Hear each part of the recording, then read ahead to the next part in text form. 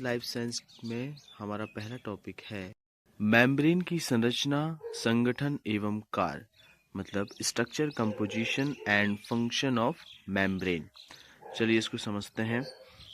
कोशिका झिल्ली या प्लाज्मा मेम्ब्रेन यानी कि सेल मेम्ब्रेन और प्लाज्मा मेम्ब्रेन क्या होता है? प्लाज्मा मेम्ब्रेन जंतु कोशिका यानी एनिमल सेल्स के चारों ओर आवरण के रूप में पाए जाने वाली डिफरेंशियली परमेबल मेम्ब्रेन है, जो कि कोशिका द्रव तथा बाहरी आवरण के मध्य आयनिक सांद्रता को नियंत्रित कर रखती है। ठीक है, जिससे कोशिका में प्रवेश करने वाले तथा उससे बाहर निकलने वाले अणुओं एवं आयनों का नियंत्रण बना रहता है। रॉबर्टसन ने 1959 के अनुसार यह यूनिट मेम्ब्रेन होती है बताया। अब इसके स्ट्रक्चर के बारे में देखेंगे तो इलेक्ट्रॉन माइक्रोस्कोप द्वारा अध्ययन करने पर प्लाज्मा मेम्ब्रेन फास्फोलिपिड अणुओं और प्रोटीन से बनी ट्राई लैमिनार संरचना के रूप में दिखाई देती है। प्लाज्मा मेम्ब्रेन की त्रिस्तरीय संरचना का मॉडल सर्वप्रथम डैनियली और डेवसन ने 1935 ने प्रस्तुत किया। ये आईएमपी है, जिसके अनुसार जंतु कोशिका की प्लाज्मा मेम्ब्रेन में निम्नलिखित विशेषताएं होती हैं, जैसे प्लाज्मा मेम्ब्रेन लिपिड और प्रोटीन से बनी 75 एंगस्ट्रॉम मोटी स्तर होती है। प्लाज्मा मेम्ब्रेन में निम्नलिखित स्तर पाए जाते हैं, जैसे कि 20 एंगस्ट्रॉम थिक यानी मोटा सघन प्रोटीन का आउटर लेयर पाया जाता है।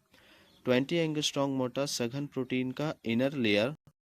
तीसरा है 35 एंगस्ट्रॉम मोटा फास्फोलिपिड का मिडिल लेयर होता है। ये इसका डायग्राम है, देख सकते हैं कि इसमें एक आउटर लेयर है जो प्रोटीन लेयर होती है, जो हाइड्रोफाइल एंड कहते हैं 20 एंगस्ट्रॉम। ये मिडिल लेयर है जिसे लिपिड लेयर कहते हैं, हाइड्रोफोबाइल एंड, जिसके जो थिकनेस है 35 एंगस्ट्रॉम है। ये लास्ट है इनर लेयर जिसे प्रोटीन लेयर और 20 एंगस्ट्रॉम कहते हैं। ये है ultra structure of plasma membrane. अब एक और विशेषता है इसमें कि प्लाज्मा मेम्ब्रेन जो छिद्र है यानी प्लाज्मा मेम्ब्रेन पोर्स, कोशिका के चारों ओर स्थित प्लाज्मा मेम्ब्रेन के आवरण में अनेक स्थानों पर 8 एंगस्ट्रॉम और 50 एंगस्ट्रॉम व्यास के सूक्ष्म छिद्र पाए जाते हैं। इन छिद्रों का खुलना एवं बंद होना कोशिका की मेटाबॉलिक क्रिया निर्भर करता है। अब है इसका केमिकल कंपोजिशन, यानी प्लाज्मा मेम्ब्रेन मुख्यतः प्रोटीन, लिपिड तथा कुछ प्रतिशत कार्बोहाइड्रेट से बनी होती है। देखिए किन किन चीज़ों से मिलकर बनी होती है? प्रोटीन, लिपिड और कार्बोहाइड्रेट से, 3 चीज़ों से मिलकर बनी होती है। प्रोटीन क्या है इसमें? तो विभिन्न कोशिकाओं के प्लाज्मा मेम्ब्रेन में प्रोटीन की मात्रा भी भिन्न भिन्न होती है। ये प्रोटीन्स मुख्यतः आर्जिनिन होते हैं, लाइसिन होते हैं, हिस्टिडीन होते हैं, टायरोसिन होते हैं, मिथियोनिन होते हैं, सिस्टीन भी होते हैं और एमिनो एसिड से मिलकर बनी होती है। ये प्रोटीन प्लाज्मा मेम्ब्रेन को यांत्रिक स्थिरता यानी कि मैकेनिकल सपोर्ट प्रदान करते हैं तथा एंजाइम्स के रूप में अन्य अणुओं को ग्रहण करने का कार्य करते हैं। लिपिड, इसमें प्लाज्मा मेम्ब्रेन में लिपिड फास्फोलिपिड के रूप में पाई जाती है। इसमें मुख्यतः कोलेस्ट्रॉल, लेसिथिन, सेफिलिन तथा स्फिगोमाइलिन के रूप में पाए जाते हैं। अब कार्बोहाइड्रेट, ये प्रोटीन तथा लिपिड की अपेक्षा कम मात्रा में पाए जाते हैं। मतलब ये प्रोटीन और लिपिड की अपेक्षा कार्बोहाइड्रेट मुझसे कम मात्रा में पाए जाते हैं। ये मुख्यतः हेक्सोज, फ्रक्टोज तथा सिएलिक एसिड के रूप में पाए जाते हैं। अब इनका मुख्य कार्य क्या है कि प्रोटीन के साथ मिलकर ग्लाइकोकैलिक्स का निर्माण करना, जो कि लाइपोप्रोटीन संरचना को स्थायित्व प्रदान करता है। एंजाइम्स भी पाए जाते हैं। कोशिकाओं के प्लाज्मा मेम्ब्रेन में विभिन्न मेटाबॉलिक क्रियाओं से संबंधित एंजाइम्स पाए जाते हैं, जैसे 5' nucleotidase, Mg++ ATPase enzyme, sodium plus, potassium plus, activated Mg++ ATPase enzyme, alkaline phosphatase और एसिड फास्फो मोनोएस्ट्रेज तथा आरएनएज एंजाइम्स भी पाए जाते हैं। प्लाज्मा मेम्ब्रेन की आणविक संरचना यानी molecular structure of plasma membrane में प्लाज्मा मेम्ब्रेन की आणविक संरचना ट्राइलेमिनार होती है, जिसमें बाहर और भीतर प्रोटीन अणुओं के दो स्तर मतलब 2 लेयर्स तथा मध्य में फास्फोलिपिड अणुओं के रूप में लिपिड का स्तर पाया जाता है। त्रिस्तरीय संरचना यानी कि ट्राई लेमिनार स्ट्रक्चर में लिपिड एवं प्रोटीन अग्रलिखित प्रकार से व्यवस्थित मीन्स अरेंज्ड होते हैं। प्लाज्मा मेम्ब्रेन में फर्स्ट लेयर जो होती है वो होती है लिपिड लेयर। अब इसमें यह है कि यह फास्फोलिपिड का लेयर होता है, यानी फास्फोलिपिड का बना होता है, जिसमें निम्नलिखित 2 एंड्स भी पाए जाते हैं। पहला एंड क्या है, तो हाइड्रोफोबिक शिरा मीन्स हाइड्रोफोबिक एंड। यह सिरा या एंड जल में अघुलनशील होता है, मतलब जल में घुलता नहीं है, तथा अध्रुवीय शिरा यानी कि नॉन पोलर एंड भी कहलाता है। यह शिरा फैटी एसिड का बना होता है, मतलब ये जो हाइड्रोफोबिक शिरा है ये किस चीज़ का बना होता है, फैटी एसिड का बना होता है। और इनके 2 ग्रुप, एक कार्बोक्सिलिक यानी कि सिंगल बॉन्ड COOH ग्रुप द्वारा ग्लिसरॉल से संयोजित होते रहते हैं। फिर सेकंड है कि ये है हाइड्रोफिलिक है, ये हाइड्रोफिलिक शिरा। यह शिरा जल में घुलनशील होता है तथा ध्रुवीय यानी पोलर एंड कहलाता है। इस सिरे पर ग्लिसरॉल फास्फेट अणुओं यानी कि फास्फेट मॉलिक्यूल से जुड़कर फास्फोलिपिड बनाता है। प्लाज्मा मेम्ब्रेन के मध्य में फास्फोलिपिड के अणु 2 समांतर पंक्तियों में विन्यसित होकर द्विस्तरीय रचना बनाते हैं। इसमें हाइड्रोफिलिक सिरे मेम्ब्रेन की बाहरी सतह की ओर तथा हाइड्रोफोबिक सिरे मेम्ब्रेन के भीतरी सतह की ओर धसे रहते हैं। ये है इसका डायग्राम। अब फास्फोलिपिड मॉलिक्यूल्स,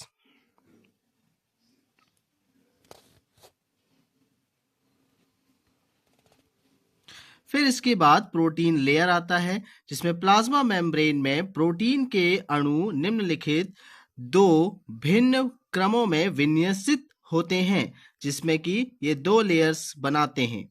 लेयर में 2 प्रकार की लेयर पाई जाती है। एक्सट्रिंजिक या परिधीय प्रोटीन, ये मेम्ब्रेन के मध्य स्थित फास्फोलिपिड का बाहरी तथा भीतरी स्तर बनाते हैं। मतलब ये जो लेयर होता है ये मेम्ब्रेन में जो फास्फोलिपिड पाया जाता है उसके आउटर और इनर लेयर को बनाता है। कौन सा प्रोटीन, तो ये एक्सट्रिंजिक प्रोटीन है। और एक होता है इंट्रिंजिक यानी कि आंतर प्रोटीन। यह अणु या मॉलिक्यूल मेम्ब्रेन की सतह को आंशिक यानी कि पार्टिशियली या पूर्ण रूप से कंप्लीटली भेदते हुए स्थित होते हैं। ये स्थित होते हैं, ये जल में आघुलनशील होते हैं। अब प्लाज्मा मेम्ब्रेन का फ्लूइड मोजेक मॉडल, ये मोस्ट इंपॉर्टेंट है। फ्लूइड मोजेक मॉडल ये बहुत बार कंपटीशन एग्जाम में पूछा जा चुका है।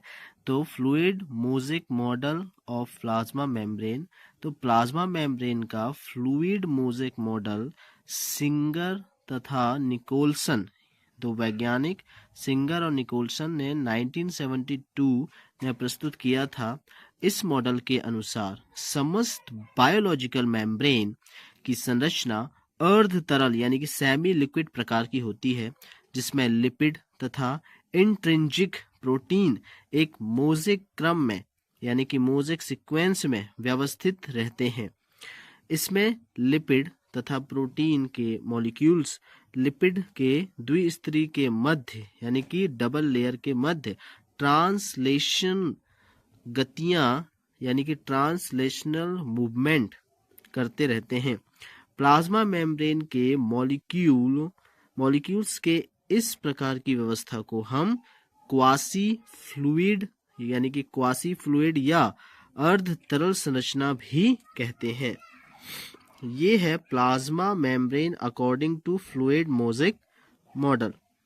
देख लीजिए, इसमें ग्लाइकोलिपिड भी है, कार्बोक्सीहाइड्रेट चेन ऑफ ग्लाइकोप्रोटीन भी है, इंटीग्रल प्रोटीन भी है। ये सारे स्ट्रक्चर्स जो हैं ये फ्लूइड मोजेक मॉडल का है।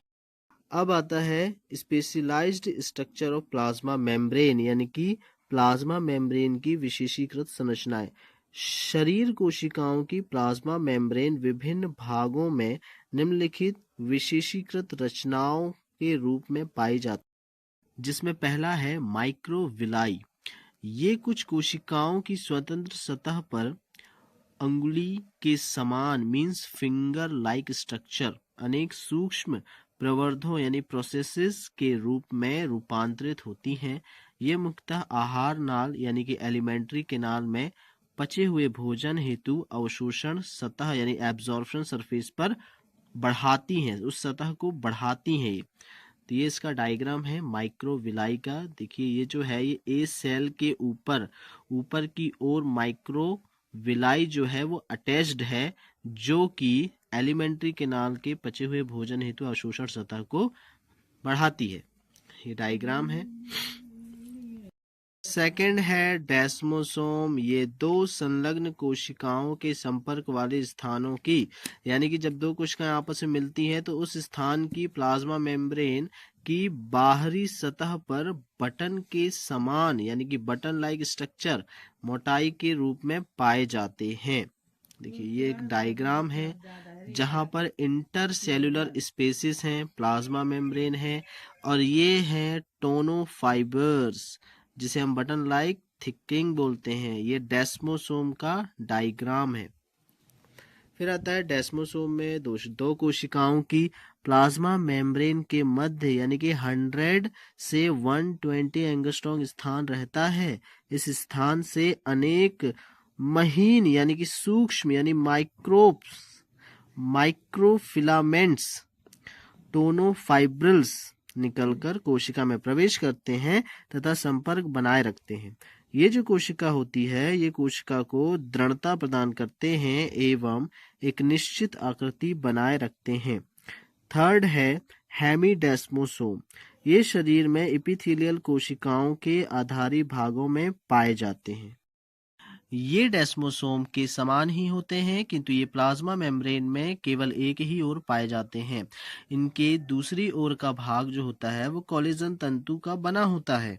ये है इसका डायग्राम जिसे हम हेमी डेस्मोसोम कहते हैं। इसमें प्लाज्मा मेम्ब्रेन है और इंटरसेलुलर स्पेसिस होते हैं। ये भी बटन लाइक स्ट्रक्चर जो कि डेस्मोसोम के समान ही इनकी संरचना होती है, लेकिन जिसका दूसरा जो भाग होता है वो कोलेजन फाइबर का बना होता है।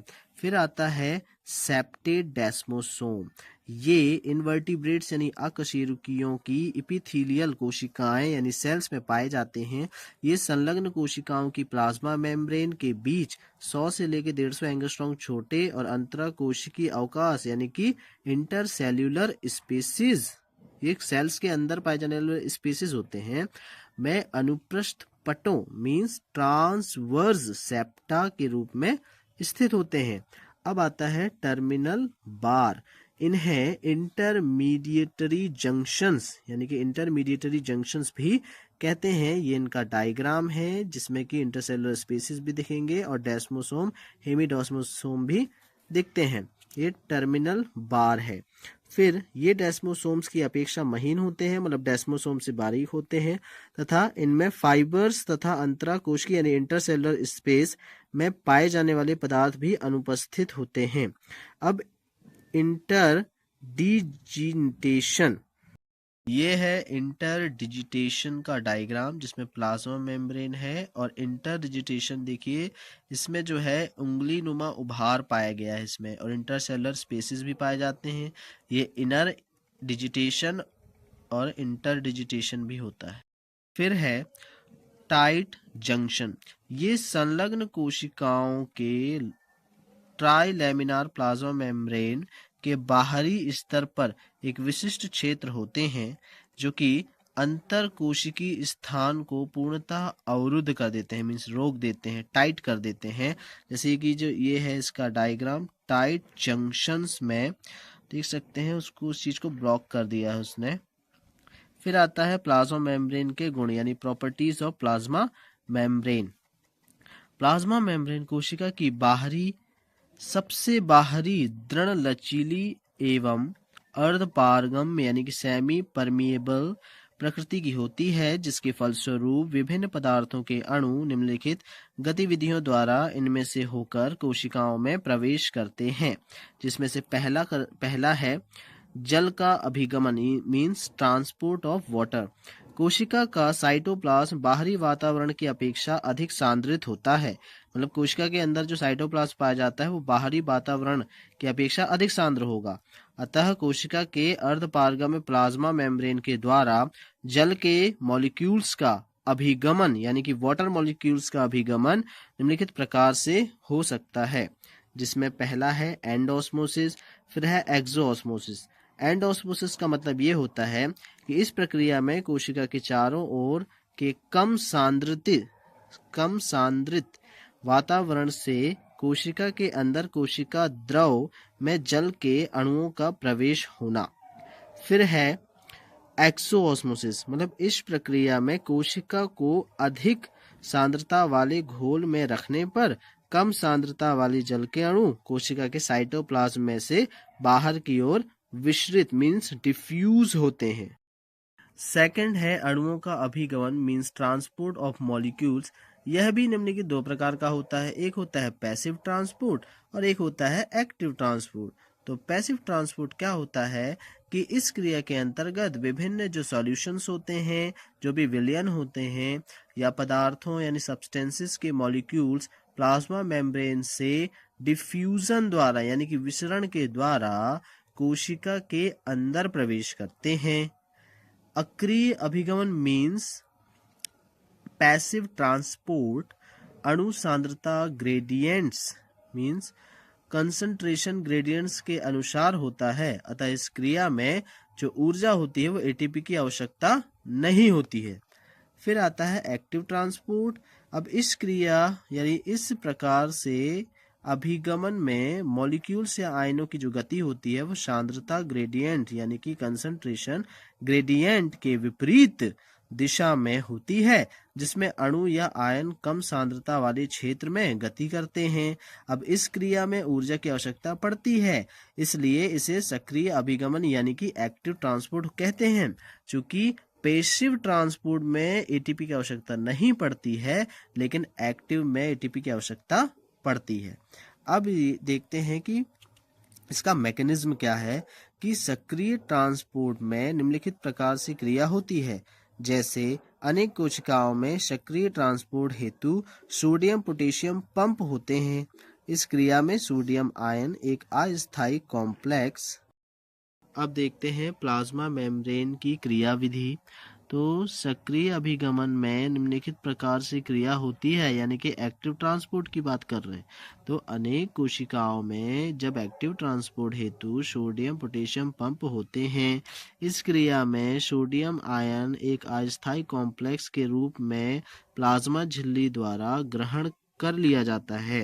मतलब जो सोडियम का जो आयन है वो प्लाज्मा मेम्ब्रेन द्वारा ग्रहण कर लिया जाता है और प्लाज्मा मेम्ब्रेन झिल्ली के दूसरी ओर या कोशिका के अंदर पहुंचने पर मुक्त हो जाता है। फिर इस क्रिया के लिए ऊर्जा यानी एटीपी से प्राप्त होती है।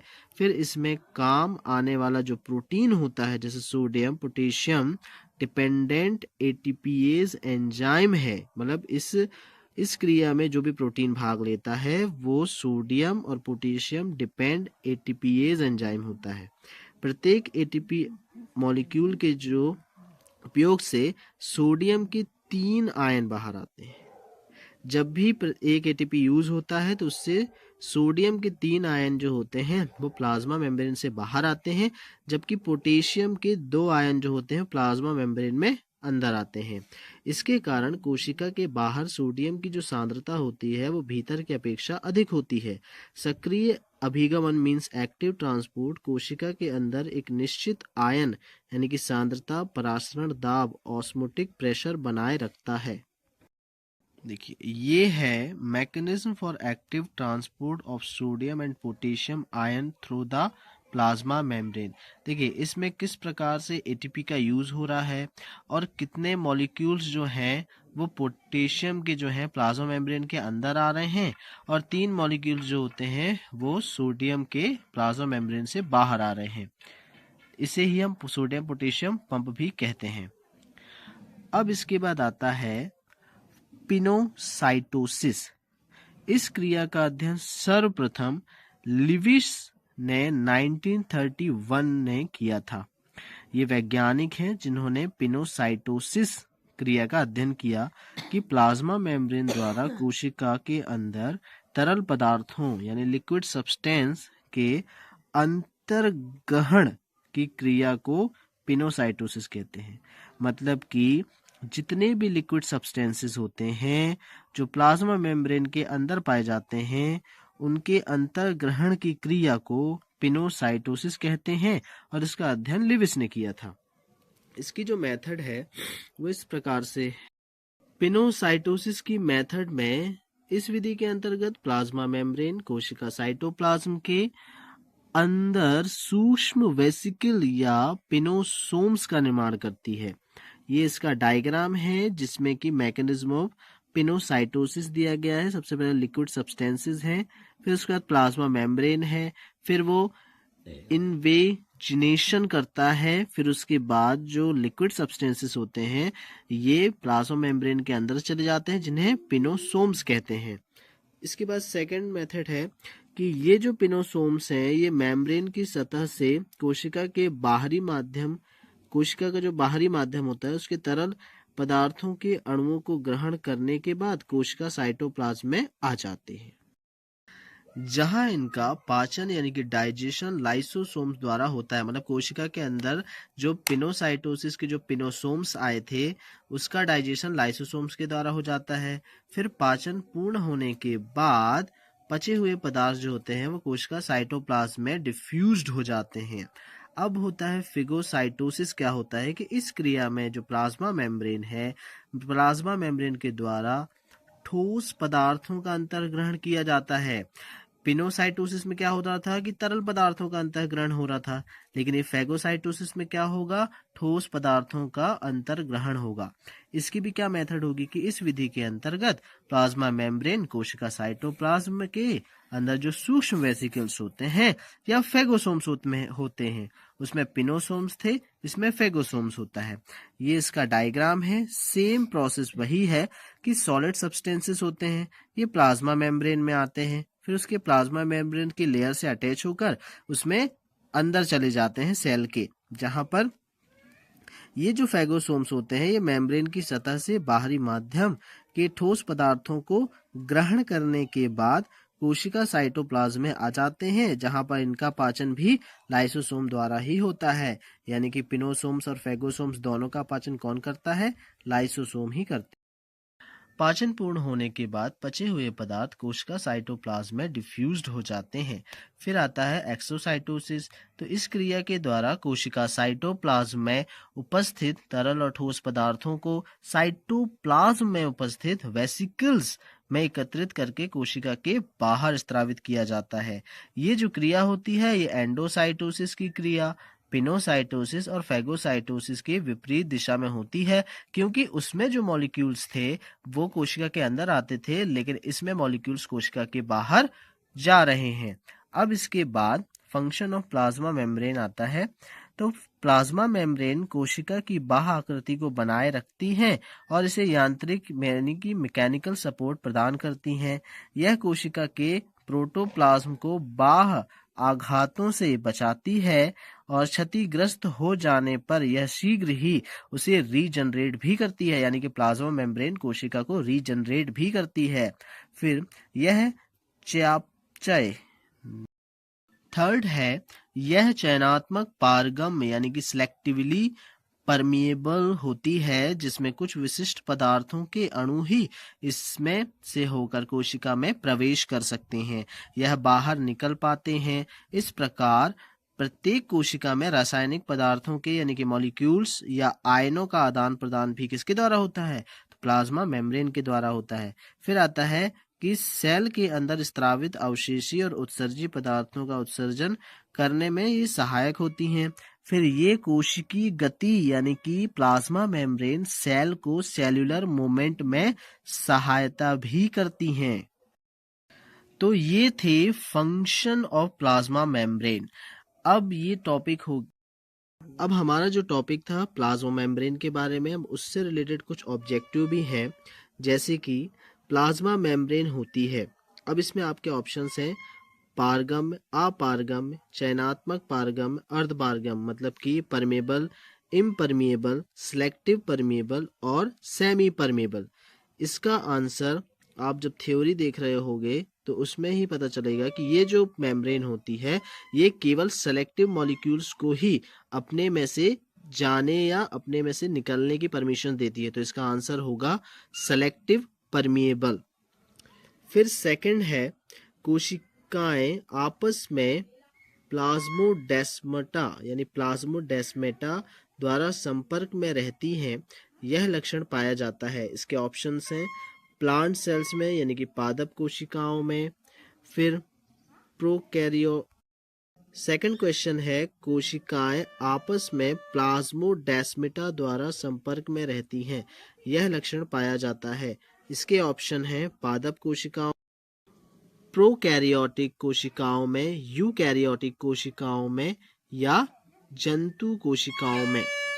तो इसका सही उत्तर होगा पादप कोशिकाओं में, क्योंकि पादप कोशिकाओं में ही प्लाज्मोडेस्माटा पाया जाता है। अब आता है थर्ड क्वेश्चन कि प्लाज्मा कला यानी कि प्लाज्मा मेम्ब्रेन द्वारा ठोस पदार्थों और तरल पदार्थों के अंतर्ग्रहण को क्रमशः कहा जाता है।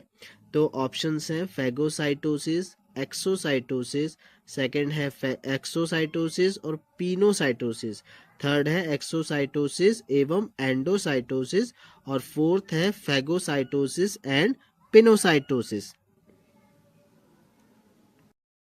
इसका सही उत्तर है फैगोसाइटोसिस एवं पिनोसाइटोसिस। फोर्थ क्वेश्चन है पादप कोशिकाओं में यानी कि प्लांट सेल में प्लाज्मा मेम्ब्रेन पाया जाता है, कोशिका भित्ति एवं केंद्रक के बीच में। सेकंड ऑप्शन है कोशिका भित्ति एवं साइटोप्लाज्म के बीच में, थर्ड है कोशिका भित्ति एवं रिक्तिका के बीच में, फोर्थ है एंडोप्लाज्मिक जालिका एवं क्लोरोप्लास्ट के बीच में। इसका सही उत्तर है कोशिका भित्ति एवं साइटोप्लाज्म के बीच में, मतलब कोशिकाओं में प्लाज्मा मेम्ब्रेन जो होता है वो सेल वॉल और साइटोप्लाज्म के बीच में पाया जाता है। फिफ्थ क्वेश्चन है निम्नलिखित किस डाई का साइटोप्लाज्म में इंजेक्ट करके उस पौधे में प्लाज्मा मेम्ब्रेन के अस्तित्व का ज्ञान होता है। इसके ऑप्शन है ब्लू मिथनॉल डाई, सेकंड है फिनॉल रेड डाई, थर्ड है ब्लू मिट्रियोल डाई, फोर्थ है नावास्चिन डाई। तो इसका सही उत्तर है phenol red dye. Sixth question है निम्नलिखित में से किसने प्लाज्मा मेम्ब्रेन को जीव द्रव्य कला नाम दिया। इसके ऑप्शन हैं रॉबर्टसन ने, सेकंड है डैनियल ने, थर्ड है J.Q. प्लोब ने और फोर्थ है डेवसन ने। इसका सही उत्तर है J.Q. प्लोब ने।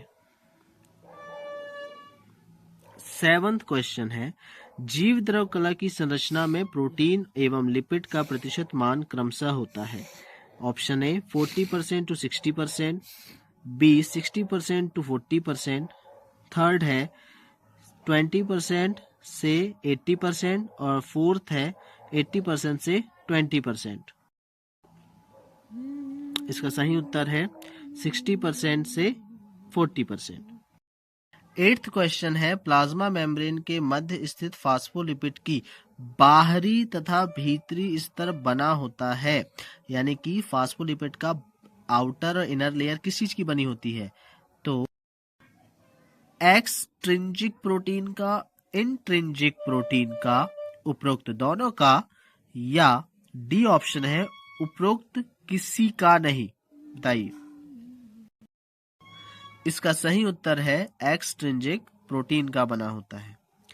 नौवां क्वेश्चन है प्लाज्मा मेम्ब्रेन का फ्लूइड मोजेक मॉडल किसके द्वारा प्रतिपादित किया गया। गार्टर एवं ग्रैंडरम द्वारा, डॉवसन तथा डैनियली द्वारा, प्लोव और रॉबर्टसन द्वारा, या सिंगर एवं निकोलसन द्वारा। प्लाज्मा मेम्ब्रेन का फ्लूइड मोजेक मॉडल किसके द्वारा प्रतिपादित किया गया था। इसके ऑप्शन है गार्टर एवं ग्रैंडरम द्वारा, सेकंड है डॉवसन तथा डैनियली द्वारा, थर्ड है प्लोव तथा रॉबर्टसन द्वारा और फोर्थ है सिंगर एवं निकोलसन द्वारा। इसका सही उत्तर है सिंगर एवं निकोलसन द्वारा। 10वां क्वेश्चन, सिंगर एवं निकोलसन ने किस वर्ष प्लाज्मा मेम्ब्रेन का फ्लूइड मोज़ेक मॉडल प्रस्तुत किया था? ईयर वाले क्वेश्चन हर साल आए हैं, ये क्वेश्चन पिछले साल भी पूछा गया था। तो इसके ऑप्शंस हैं कि सर्वप्रथम 1972 में, सेकंड है 1982 में, थर्ड है 1969 में और फोर्थ है 1954 में। इसका सही उत्तर है 1972 में। निम्नलिखित किस मॉडल के अनुसार सभी जीव विज्ञानी झिल्ली की संरचना अर्ध तरल प्रकार की होती है, जिसमें लिपिड और इंट्रिंसिक प्रोटीन एक मोज़ेक में व्यवस्थित रहते हैं? इसके ऑप्शन है फ्लूइड मोज़ेक मॉडल, सेकंड है ठोस मोज़ेक मॉडल, थर्ड है गैसीय मोज़ेक मॉडल, फोर्थ है वायवीय मोज़ेक मॉडल। तो इसका सही उत्तर होगा फ्लूइड मोज़ेक मॉडल। 12वां क्वेश्चन है कि प्लाज्मा झिल्ली रचना सिंगर निकोलसन मॉडल किस तरह रॉबर्टसन मॉडल से भिन्न है? इसके ऑप्शन है सिंगर निकोलसन मॉडल में प्रोटीन की अनुपस्थिति में, सेकंड है लिपिड स्तरों की संख्या में, थर्ड है प्रोटीन की व्यवस्था में, फोर्थ है लिपिड स्तरों की व्यवस्था में। इसका सही उत्तर है लिपिड की व्यवस्था में। कोशिका झिल्लियों की वृद्धि और उपचार में निम्न में से कौन से पोषक तत्व कार्य करते हैं? इसके ऑप्शन है कार्बोहाइड्रेट, सेकंड है वसा एवं खनिज, थर्ड है प्रोटीन एवं लिपिड और फोर्थ है एंजाइम एवं प्रोटीन। इसका सही उत्तर है प्रोटीन एवं लिपिड जो होते हैं ये झिल्ली की वृद्धि और उपचार में निम्न में पोषक तत्व कार्य करते हैं।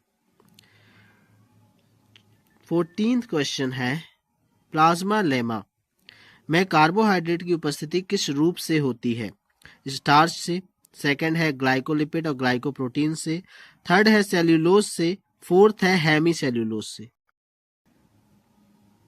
इसका सही उत्तर होगा स्टार्च से।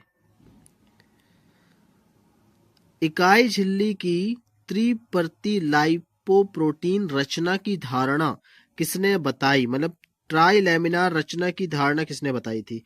डेवसन और डैनियली ने, रॉबर्टसन ने, बुवर्ट ने या अल्टमान ने? इसका सही उत्तर है बुवर्ट ने। क्वेश्चन है इकाई झिल्ली की त्रिपर्ती लाइपोप्रोटीन रचना की धारणा किसने बताई? मतलब ट्राइलैमिनार प्रोटीन की संरचना किसने बताई थी? तो इसके ऑप्शंस हैं डेवसन और डैनियली ने, सेकंड है रॉबर्टसन ने, थर्ड है बुवर्ट ने और फोर्थ है ऑल्टमान ने। तो इसका सही उत्तर क्या होगा? इसका सही उत्तर है रॉबर्टसन ने।